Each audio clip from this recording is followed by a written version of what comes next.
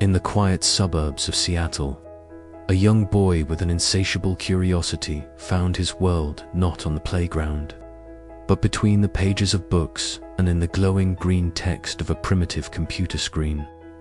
This was Bill Gates, a kid who saw the future in a way few others could.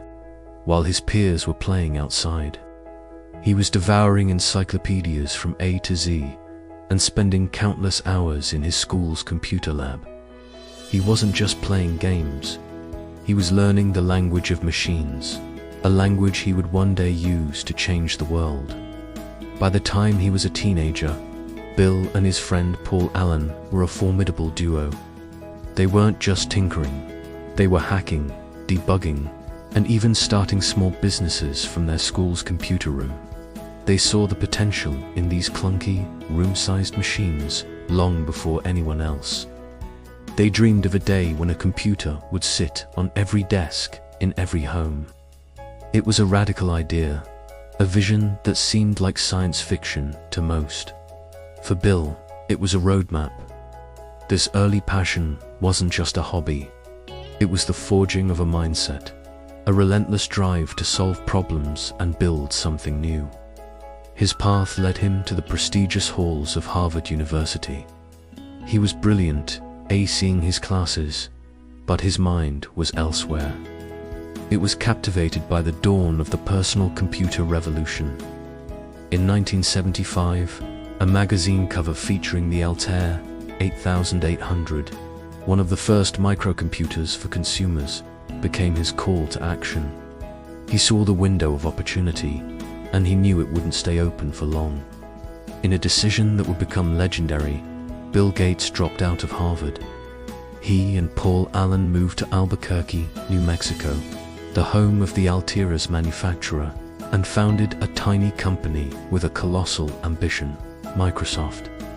Their mission: to create the software that would power this new generation of personal computers. The early days of Microsoft were a whirlwind of organized chaos.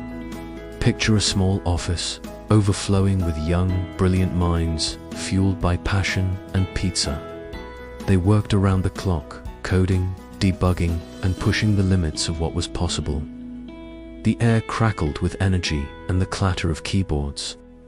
This was the crucible where the digital age was being forged.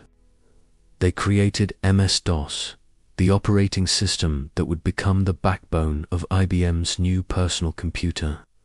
It was a pivotal moment. Suddenly, Microsoft was no longer a small startup. It was at the very heart of the burgeoning tech industry. The 1980s and 90s were the golden age of the personal computer, and Microsoft was king. The release of Windows transformed computing from a text-based command-line interface into a user-friendly graphical world of icons, windows, and a mouse.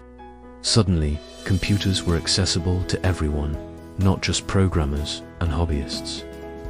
Microsoft Office, with programs like Word and Excel, became the standard for productivity worldwide. This was the era of Bill Gates, the tech titan, a fierce competitor and a visionary leader who drove his company to unprecedented heights.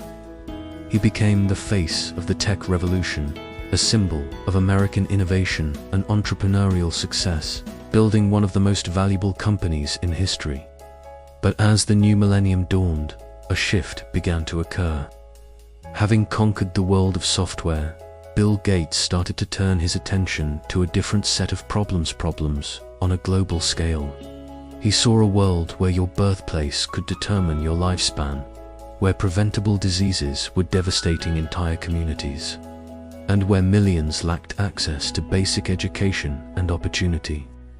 The same analytical mind that had deconstructed computer code now began to deconstruct the complex challenges of global health and poverty.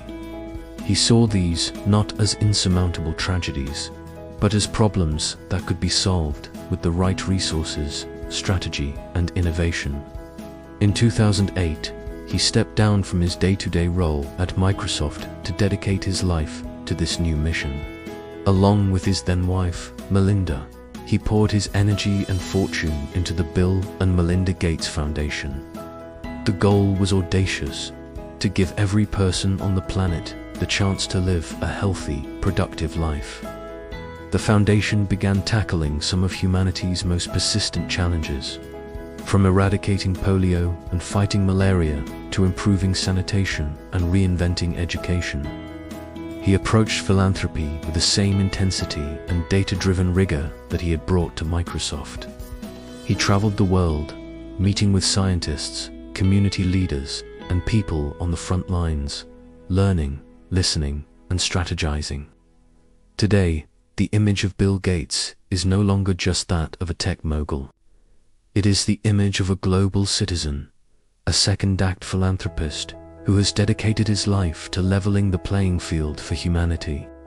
He champions innovation not just in technology, but in vaccines, in agriculture, in financial services for the poor. He uses his platform to rally support and bring attention to the world's forgotten problems, arguing that the brightest minds should be focused on the biggest inequities. From a curious boy in Seattle to a software pioneer who put a computer on every desk, and now to a philanthropist tackling the world's biggest challenges, the story of Bill Gates is a powerful testament to the impact one life can have. It's a journey that began with a fascination for the logical world of code and evolved into a deep-seated passion for the complex, messy, and beautiful world of humanity. His legacy is not just in the software we use every day, but in the belief that innovation, driven by optimism and a relentless desire to solve problems, can truly change the world for the better. It's a story of vision, reinvention, and enduring impact. Thanks for watching. Don't forget to like this video and subscribe to our channel for more stories like this.